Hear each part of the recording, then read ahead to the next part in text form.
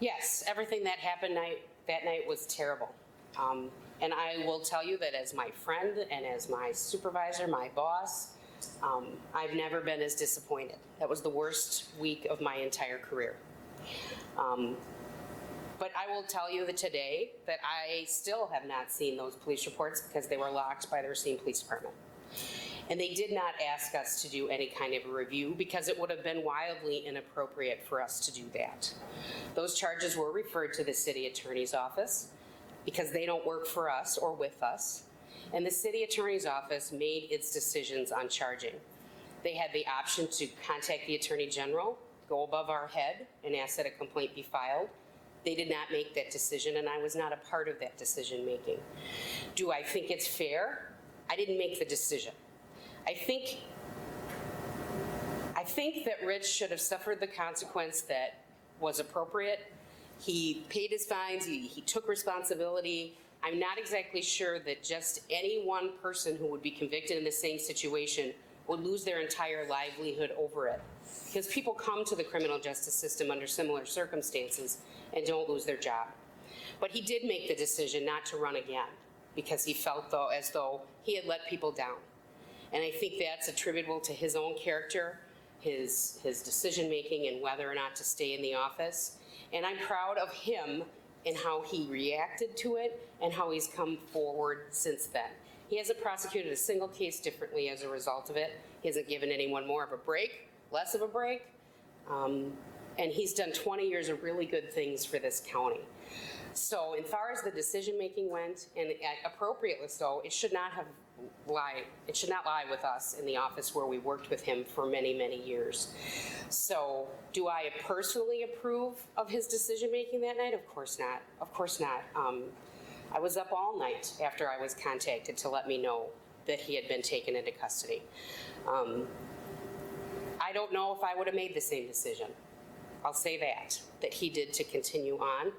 But that's a decision that he made for himself. And I think he's righted that with his decision in this race today. Lying to police is a crime, and this is an appropriate question, timing-wise, to follow up on the last one that you asked, sir, because I've talked to many police officers about this situation. They've all agreed with me that if they did this, they'd be fired. Because you have no credibility when you lie to police. And if a police officer did that, they'd be fired because there's no credibility, they can't be called as a witness, and if you can't testify as a police officer, what good are you?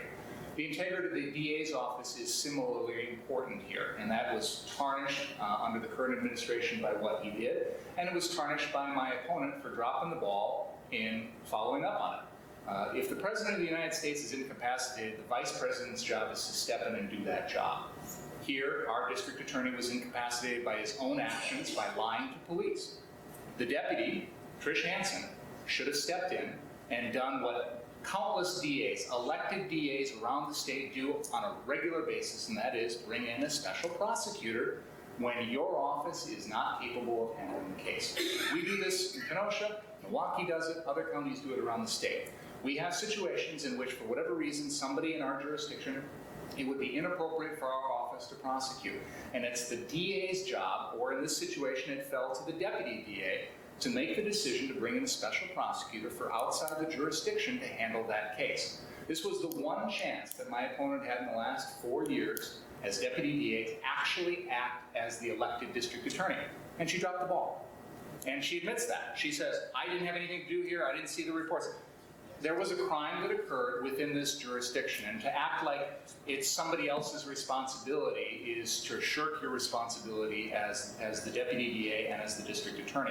So this is a huge difference in this campaign between my opponent and I. And I think it's something the voters should consider because, as I said, that was the one chance to do the job, to act impartial, and to preserve the appearance of integrity and impartiality in the DA's office. The public's trust in that office was harmed by what happened with Rich, and it was harmed by my opponent dropping the ball here. And that's what I have to say about that. So I think it was poorly handled all up and down. And to shift blame on other people and say I had nothing to do with it, and I haven't seen the reports, there was a crime that occurred here. And the citizens of Racine County expect the district attorney's office to prosecute those crimes. That's their job.